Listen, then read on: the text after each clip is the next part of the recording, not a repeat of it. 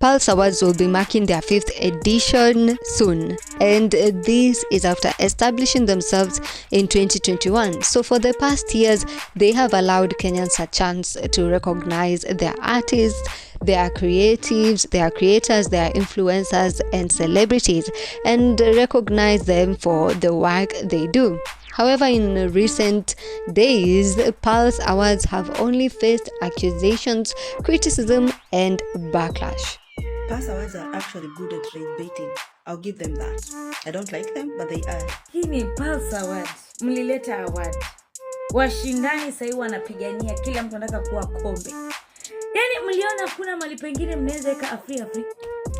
Let's just be honest, and you guys could help me understand where these guys are coming from. Is it a free and fair competition? Let's dive in. The drama around Pulse Awards this year has revolved around the Fashion Influencer of the Year award. Now, this is an award that had multiple nominees, and from the nominees selected, we have had a debate ongoing on whether the categorization was done correctly. So this is the Fashion Influencer of the Year award, and who are the nominees? So we have Naomi Nganga, Claudia Naisabwa, Brian Babu, Celestine, Zia Africa, Just Achieng, Kobe Denzel, and who? Africanah Rapudo. Now this had, of course, fans of Ambare and fans of Africanah Rapudo going crazy, with most of them agreeing and even encouraging each other to go vote and to go vote for her. However, this has also been seen as unfair because looking at the list of nominees, on it we have established fashion influencers, established fashion houses, and according to the categorization here, these fashion houses or these fashion influencers are supposed to compete with 2-year-old Africanah Rapudo. That's putting a 2-year-old who's getting dressed by parents to compete with people who have been working on their brands, on their fashion styles and whatnot for years. Many argue that, in fact, what they should have done if they wanted to bring kids to the awards, they should have had a different category for just kids alone. But this ended up being a tug of war, and eventually one of the fashion stylists actually withdrew from the competition, that being Just Achieng, who announced via her TikTok that she has withdrawn from the competition for reasons related to credibility and relevance, adding that it stopped being a competition and became a personal attack towards her. She further added that if the competition was fair at all, she would have stuck around just to show her resilience. However, it was absurd to hide behind a child and launch a personal attack. She further questioned the credibility of the committee that did the nomination, telling Pulse that if they wanted to nominate kids, they should have put a kids category. Those against her argue that people are just scared of being defeated by a 2-year-old child. But is it really about that, or it's about putting things on a fair scale? When you look at it, these are actually big brands, big houses, big stylists who have been working on their fashion and their game, their work. When you look at Africanah Rapudo, I mean, she's still learning to speak. So is it really fair?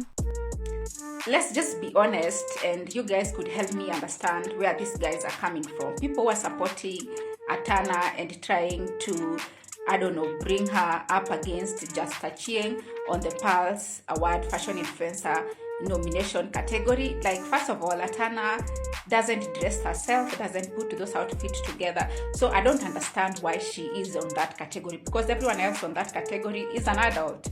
So why put her against those adults? Second, if she is that fashionable, I'm sure her time will come, or rather she can be put against other kids. Last year's Pulse Awards also had drama around it, and it had drama with regards to different categories. First off, we had the Influencer of the Year category, and we've even seen Njambi Fever recently lash out on Instagram saying that she does not want her name anywhere in Pulse Awards, and this is because of what happened last year. Last year, Njambi Fever found herself in the list of nominees for the Influencer of the Year Awards. Now, she had, of course, some competition there, but one of the main competitions was Lydia KM.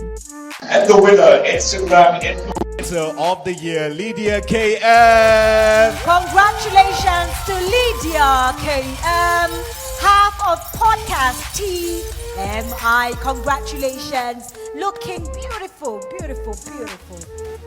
Lydia KM had, of course, influential people backing her, like Moruge Moni and Maureen Bandari. On the other hand, Njambi Fever claimed that she just wanted to win the award just to prove that a regular person can also win it. Now, she did her best and she encouraged her loyal fans to vote for her, and that they did. She was so close to the win, but suddenly she didn't win, and she believes that it was actually rigged.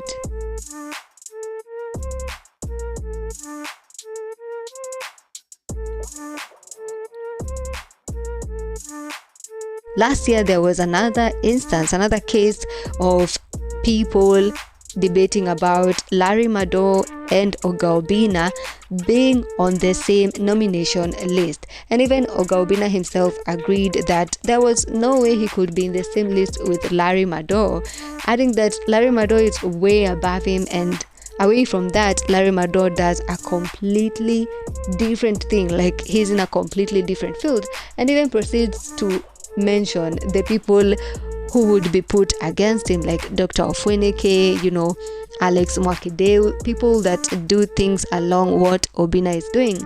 So he agreed to that the categorization of the nominees was completely off. Awards yenye mumechukua Larry Madowo, Obinna, sijui commentator, sijui news guy. I'm like, what are those? You don't put people who are not in the same space. Larry's not even supposed. Larry's way above us. Then if you put mimi unaniweka na commentator tunafanya nini in the same space? But what he does is different. Commentator does what you do. I do Obinna show live. Niweke na Dr. Fweneke, niweke na Dr. Kingori, niweke. That's the niche. You get what I mean? The selection of the nominees is one thing that have sparked a huge debate and huge backlash as well, with most agreeing that whoever is doing these nominations seems to just be cooking names or selecting names from here and there, because the categorization in some cases just doesn't add up. Almost every time Pulse Awards happens, we have a lot of controversy going on, celebrities even beef. We never miss anyone dropping out of the competition or someone being kicked out of the competition, as well as it happened in 2023, Maureen Bandari versus Khalif Cairo. Yeah, we did see the beef, I could call it beef, with Cairo on Twitter. Maybe you can clarify for us what happened there exactly. I really didn't beef with anybody. Controversy and relevance as of now are intertwined on social media, and it seems this is not just for influencers but also the same for businesses and organizations and even award shows. Netizens have accused Pulse Awards of rage baiting just to begin a conversation, like now we're talking about them, so this is what they want, relevance. And it seems it does not matter whether the competition are fair or not, as long as the Pulse Awards create a buzz. So the essence of awards for me is to recognize someone for something. Yeah. Footballer, best footballer in the year. We look at a certain criteria and then we decide whoever has the most points. If you follow the whole criteria, that becomes the best person. If it's musician, the same.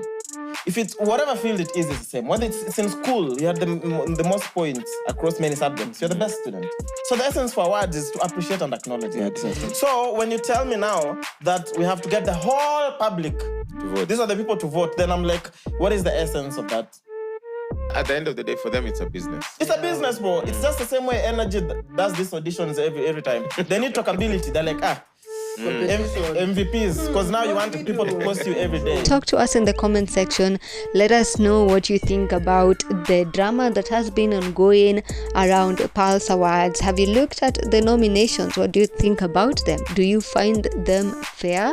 Talk to us in the comment section. Drop your thoughts, your views, your perception, and also remember that you can market your business or your products with us on our different platforms. You can take advantage of our following and actually tap into a new customer base, and you get to do this at only 1,500 shillings. If interested, reach out to us via BNN Marketbot on Telegram. Message us there and get started. Thank you for watching. Stay tuned, stay updated right here on BNN.